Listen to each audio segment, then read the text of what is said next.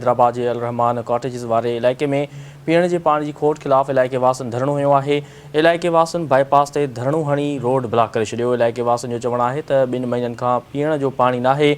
Mayor ऐं वासा खे दरख़्वास्त ॾियण बावजूदि कुझु बि न थियो आहे। अवां खे आगाह करे रहिया आहियूं धरणे जे हवाले सां त हैदराबाद जे अल रहमान कॉटेज वारे इलाइक़े में पीअण जे पाणी जी खोट खिलाफ़ इलाइक़े वासियुनि धरणो हयो आहे। इलाइक़े वासियुनि बाईपास ते धरणो हणी रोड ब्लॉक करे छॾियो। इलाइक़े वासियुनि जो चवणु आहे त 2 महीननि खां पीअण जो पाणी नाहे। मेयर ऐं वासा खे दरख़्वास्त ॾियण बावजूदि कुझु बि न थियो आहे। अवां खे आगाह करे रहिया आहियूं त हैदराबाद जे अल रहमान कॉटेज वारे इलाइक़े में पीअण जे पाणी जी खोट खिलाफ़ इलाइक़े वासियुनि धरणो हयो आहे। इलाइक़े वासियुनि बाईपास ते धरणो हणी रोड ब्लॉक करे छॾियो।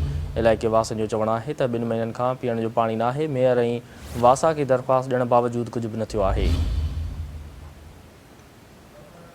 वधिक तफ़सील मालूम कंदासीं। टेलीफोन ते मौजूदु आहे हैदराबाद खां सिंध टीवी न्यूज़ जो ब्यूरो चीफ ज़फ़र अकड़ो। जी ज़फ़र, हैदराबाद जे अल रहमान कॉटेज वारे इलाइक़े में पीअण जे पाणी जी खोट खिलाफ़ इलाइक़े वासियुनि धरणो हयो आहे। हिन बाबति आगाह कजो।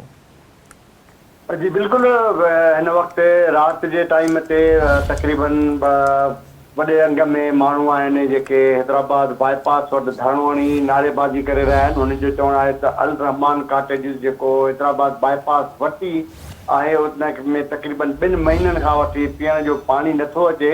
बार बार वो मेयर जे ऑफिस खां वठी MD सीडा या पंहिंजो वासा MD वासा ऐं ॿियनि अमलदारनि ॾांहुं भॼी जेको आहे सो चपलियूं घुसाए चुकिया आहिनि, पर तॾहिं हूंदे बि उन्हनि जो पाणी वारो मसइलो हल नथो थिए।